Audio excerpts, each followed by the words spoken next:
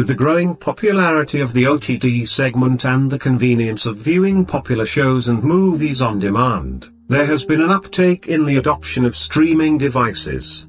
Apart from the Nokia Smart TVs, a natural step for Flipkart must have been to offer something for the value shoppers who wish to turn their non-smart TVs into smart TVs, and that is where the Nokia Media Streamer came into the picture. It was launched about a month ago and is currently available at a discounted rate of €3,199, €37, $43. The front of the box showcases the Nokia Media Streamer and its remote control, alongside the Nokia branding, product branding, and the Google Assistant logo. It has a similar appearance to the recently revamped box that you get for your phones from Nokia Mobile, HMD Global, or for your audio products from Nokia, Rich Go Technology. It could mean that the brand licensees of Nokia need to follow a similar design for their retail boxes. Anyway, to the left, you will find a brief what's in the box list, and to the right, the highlights of the main features of the streaming device. The backside mentions the steps to set up your Nokia Media Streamer. The top has all the manufacturing, customer care, and pricing details, while the bottom is left blank, opening the box. The box opens from the top. On breaking the Nokia printed seal, you will find 3 separate and removable compartments, which are packed quite tightly, thus leaving almost no space to get them out. Also, to get the first look at the Nokia Media Streamer, I had to remove the other 2 boxes as I could not get my grip on the section carrying the device on the first try at all. Inside all the 3 white compartments, you will find most of the contents in black color. Nokia Media Streamer, first sight. Starting with the section that holds the Nokia Media Streamer. It is a hard sponge-like case with a cardboard as the base, and here's a cutout in the middle where it holds the Media Streamer. The Nokia Media Streamer comes only in the black color and weighs about 39 grams. Overall, it is a smooth matte touch with the Nokia logo embossed on the top and the product label at the bottom. The device is thicker at the center than it is at the edges. It has curvature on all fronts. What I intend to say is that it is curved at the top, the bottom, the edges, and the sides as well. It roughly measures about 6 centimeters in length and width, while just over 1 centimeter in depth. The Nokia Media Streamer hosts 2 ports, that is, the micro USB cable goes in at one end while the HDMI cable connects in from the opposite end. The HDMI port has the company of the power indicator to its left and the reset to its right.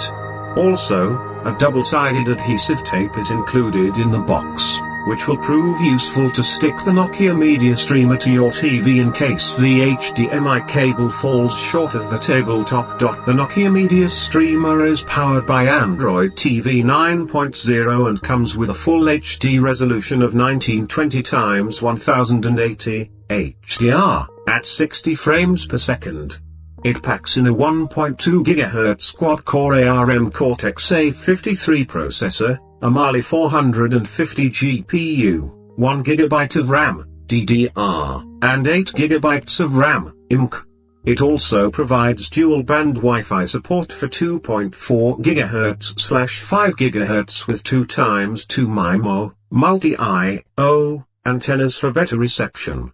It comes with a built-in Bluetooth 4.2 and Dolby Digital Audio, even for the non-Dolby enabled TVs. The built-in Chromecast will help you stream the content directly from your smartphone, tablet, or laptop, remote control.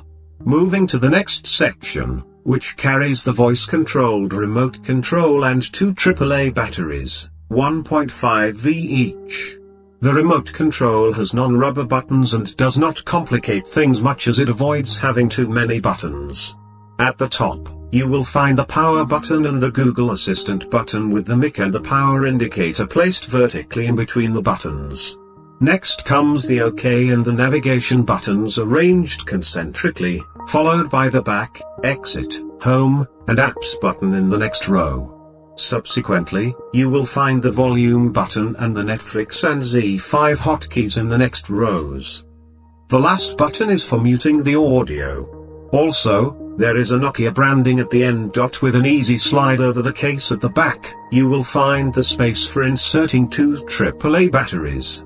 The remote control is 15 cm long and over 3.5 cm wide. The base is not flat but curved, which gives a firm grip on the remote control, but it also means that when placed on a smooth surface, the ceiling fan is enough to rotate the remote control. Even the Media Streamer device has this ability if it is placed upside down, but that should not be a thing to worry about since the connection cables will not allow it to do so. Power adapter and cables. The third section packs the power adapter, HDMI cable, and the micro USB plus ear receiver cable.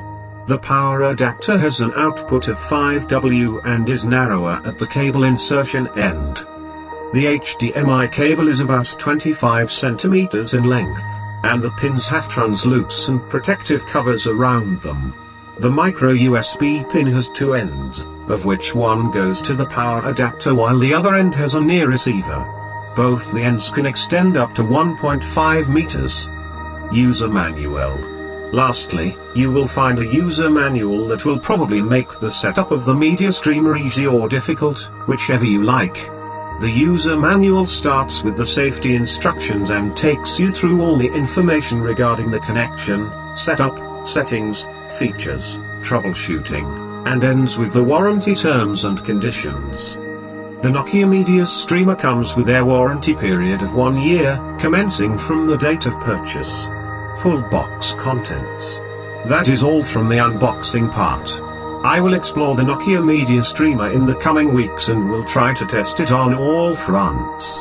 However, if you have anything in particular that you would want me to test on the Media Streamer, feel free to drop in your comment below. So friends, expected if you like this video, then friends, subscribe to our channel and like and share the video.